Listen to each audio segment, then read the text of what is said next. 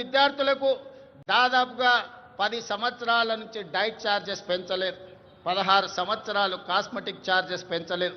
అందుకే ప్రజా ప్రభుత్వం రెసిడెన్షియల్ స్కూల్లో చదువుకుంటున్న పిల్లలకు 40% డైట్ ఛార్జెస్ పెంచడమే కాదు, 200% కాస్మెటిక్ ఛార్జెస్ పెంచడం ద్వారా గ్రామీణ ప్రాంతాల నుంచి వచ్చిన తండాలలో, గూడాలలో, మారుమూల పల్లెల్లో పేద కుటుంబాల నుంచి విద్యార్థులు రెసిడెన్షియల్ స్కూల్లో చదువుకుంటున్న వాళ్లకు తల్లిదండ్రుల మీద ఆధారపడకుండా ఈనాడు 200% కాస్మెటిక్ ఛార్జెస్ పెంచడం ద్వారా ప్రతి నెల వాళ్ళకు విధిగా అందించే విధంగా ఈనాడు ప్రభుత్వం చర్యలు చేపట్టి ఆ విద్యార్థులు ఆత్మగౌరవంతో చదువుకునే విధంగా ఈరోజు ప్రభుత్వం చర్యలు చేపట్టిందని చెప్పడానికి నేను ఆనందిస్తున్నాను మిత్రులారా.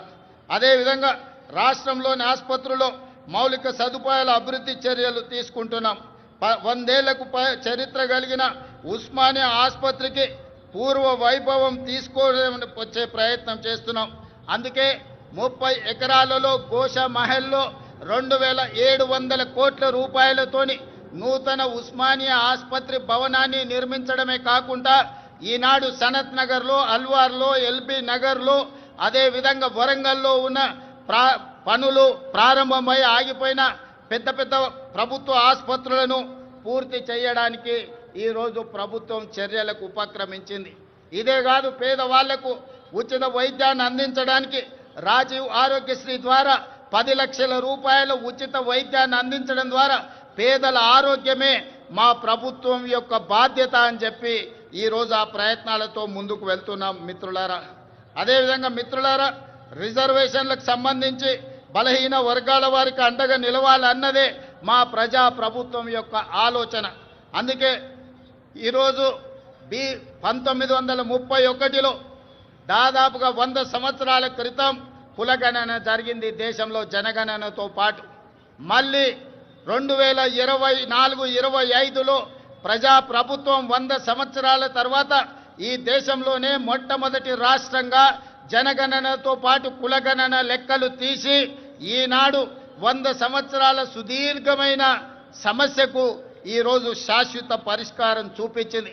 ఈరోజు ఈ లెక్కలు తీయడం ద్వారా వాస్తవంగా ఉన్న 56.36% ఉన్న బలహీన వర్గాల లెక్కలు తీసి వాళ్ళకు 42% రిజర్వేషన్లు, విద్య, ఉద్యోగ, రాజకీయ అవకాశాలు కల్పించాలని ఈనాడు తెలంగాణ ప్రభుత్వం ఈ చర్యలతో ముందుకు వెళుతుంది. ఈరోజు తెలంగాణ రాష్ట్ర ప్రభుత్వం తీసుకున్న ఈ విప్లవాత్మకమైన నిర్ణయం వల్ల కేంద్ర ప్రభుత్వం కూడా రాబోయే జనగణనలో కులగణన చేపట్టాలని నిర్ణయం తీసుకున్నది. తెలంగాణ రాష్ట్రం దేశానికి ఆదర్శంగా నిలబడి కులగణన చేసిందని చెప్పడానికి నేను చాలా సంతోషిస్తున్నాను.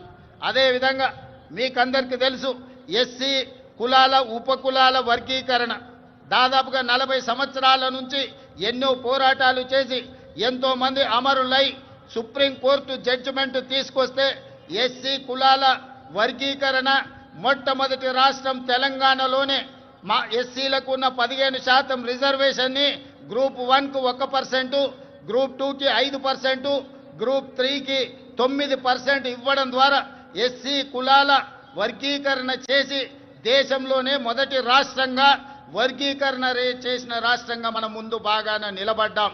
అంటే ఈనాడు తెలంగాణ ప్రజా ప్రభుత్వం బలహీన వర్గాలకు, ఎస్సీలకు సంబంధించిన ఎంతో దీర్ఘకాలికంగా సమస్యలుగా ఉన్న వాటిని శాశ్వత పరిష్కారం చూపించడం ద్వారా ఇతర రాష్ట్రాలకు, దేశానికి ఆదర్శంగా నిలబడ్డామని చెప్పడానికి నేను గర్వపడుతున్నాను మిత్రులారా. అదేవిధంగా సంక్షేమ పథకాలను పటిష్టంగా అమలు చేసి పేదలకు ప్రజా ప్రభుత్వం అండగా నిలుస్తుంది. ఇల్లు లేని నిరుపేదల కోసం ఇందిరమ్మ ఇండ్ల పథకం ద్వారా ఇంటి నిర్మాణానికి 5 లక్షల ఆర్థిక సహాయం అందిస్తున్నాం. ఈ పథకం ద్వారా 4,50,000 ఇళ్లను ఈ సంవత్సరం పేదలకు అందించడం ద్వారా 22,500 కోట్ల రూపాయలు ఖర్చు పెట్టి పేదలను ఇంటి వాళ్ళను చేయడం ద్వారా ఆత్మగౌరవంతో బ్రతికే విధంగా ఈనాడు పేదలను ఆదుకోవడానికి మన ప్రభుత్వం ఇందిరమ్మ